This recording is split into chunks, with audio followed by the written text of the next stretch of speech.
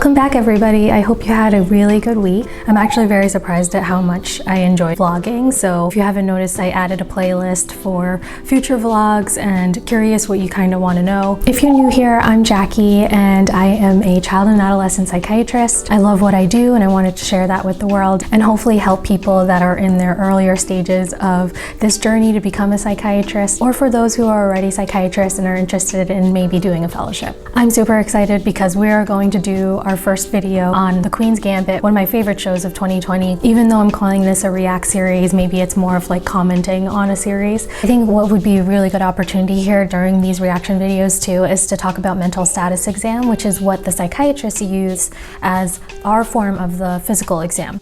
The first thing that you want to comment on in your mental status exam is the physical general appearance of the person sitting in front of you.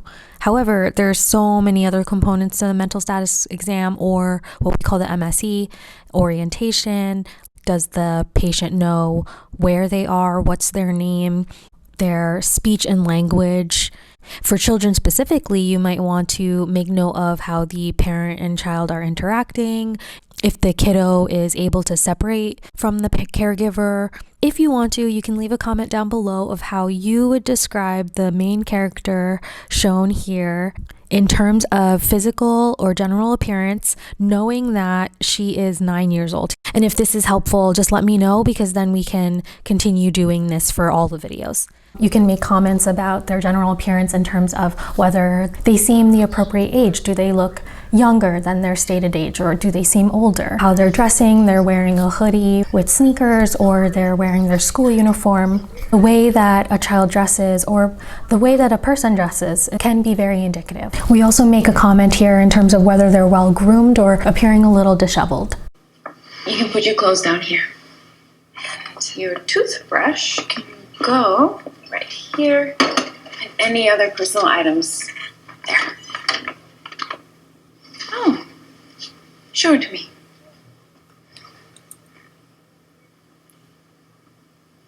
Come on, sit.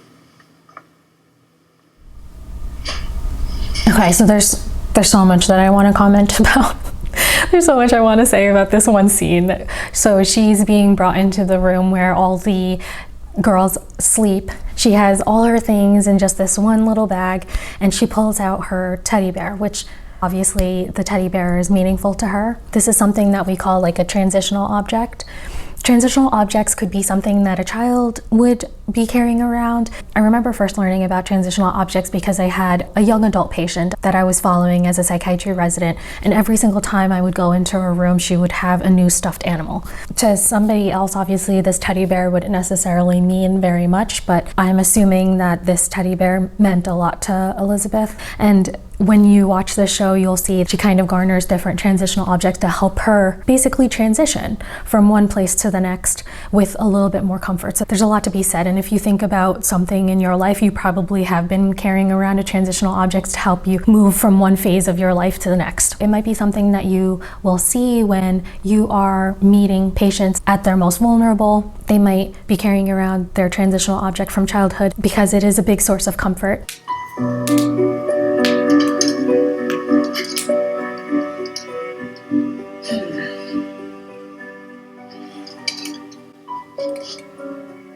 That should do nicely.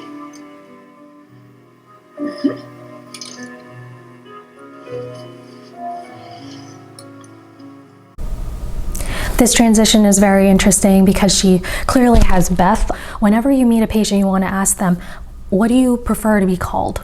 A name is extremely meaningful and powerful, and so sitting down and asking a person when you first meet them, what do you prefer to be called, can go a long way.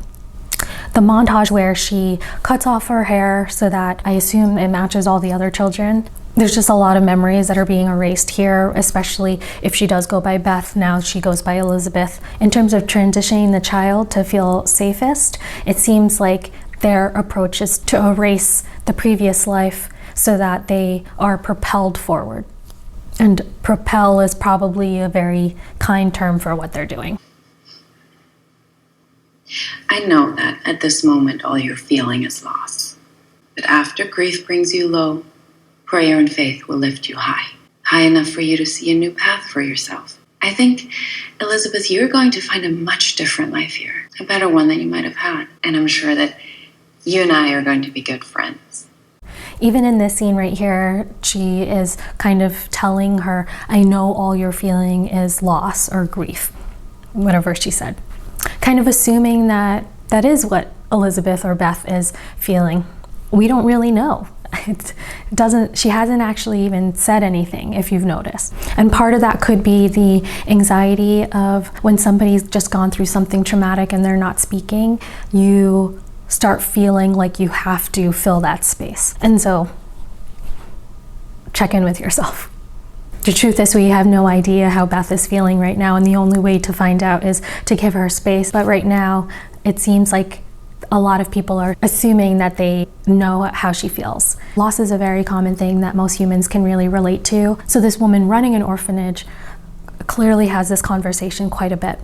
We also have a saying where you want to peel away the layers of the onion, and right now I feel like we are taking a huge knife and just chopping the onion in half.